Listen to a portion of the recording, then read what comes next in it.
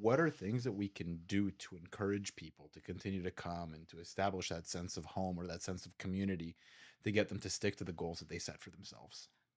It's always gonna come down to product, which I actually don't help with specifically, because I'm not an expert in every modality except aerial yoga. I know my way around a hammock.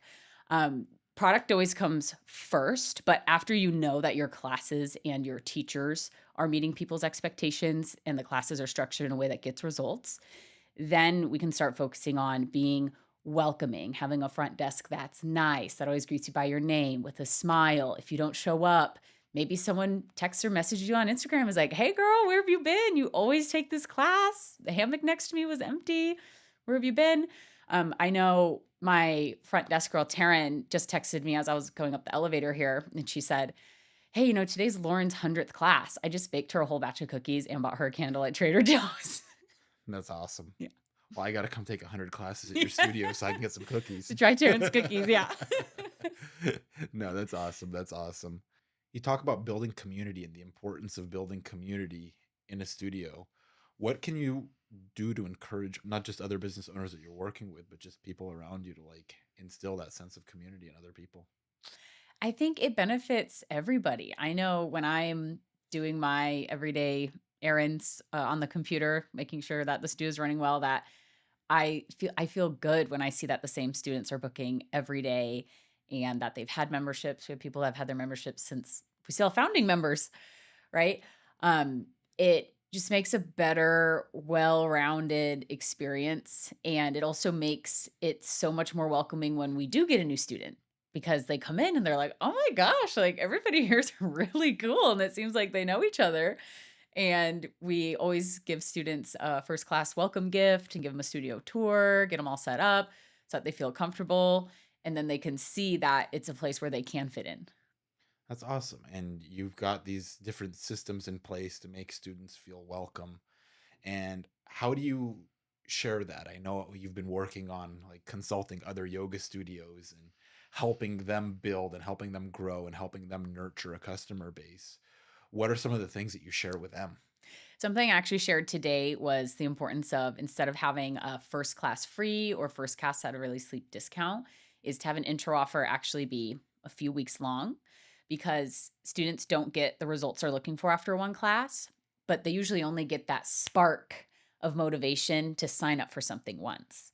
So they might not know that the results that they want are on the other end of a couple weeks. They think it's at the other end of one class, but we know that because we're experts in that.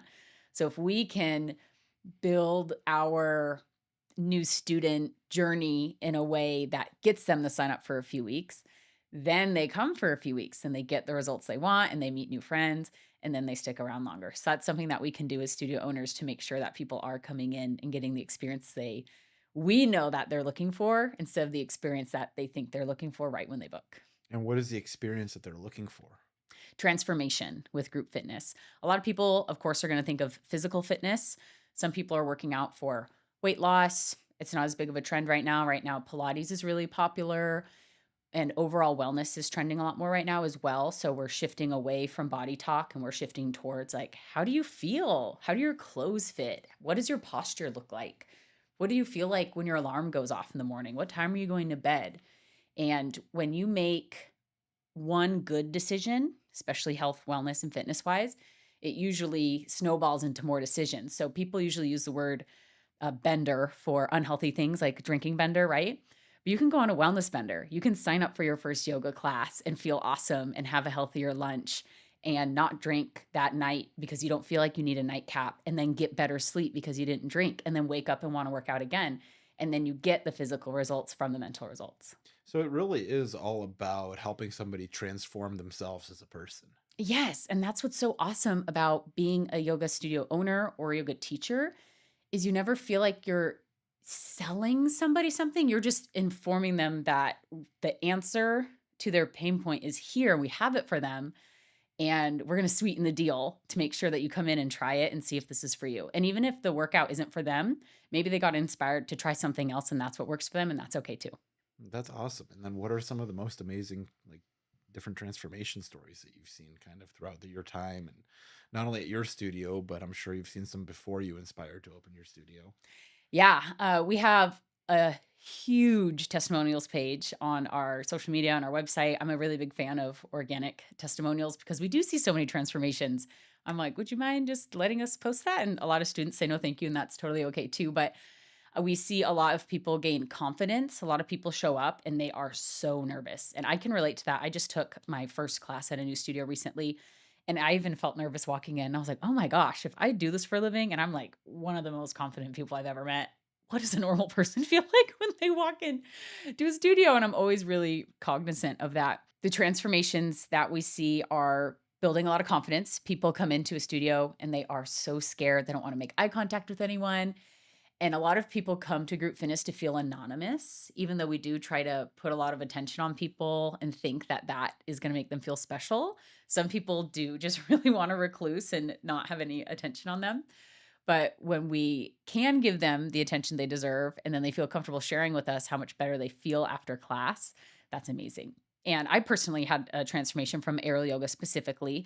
So, aerial yoga is not difficult enough of a workout to where it's not cycling, it's not hot yoga, it's not cardio at all, so you're not gonna have a huge weight loss transformation from the, like, thermodynamics of the calories you're burning there.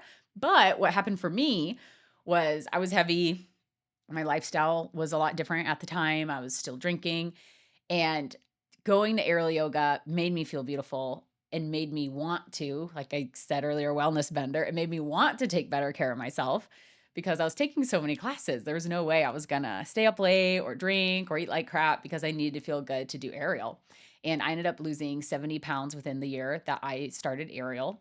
And I definitely contribute having a new healthy hobby to that. Doesn't necessarily need to be aerial for somebody else, but that could be the catalyst for the kind of life that you want. It could be at the other end of trying something new.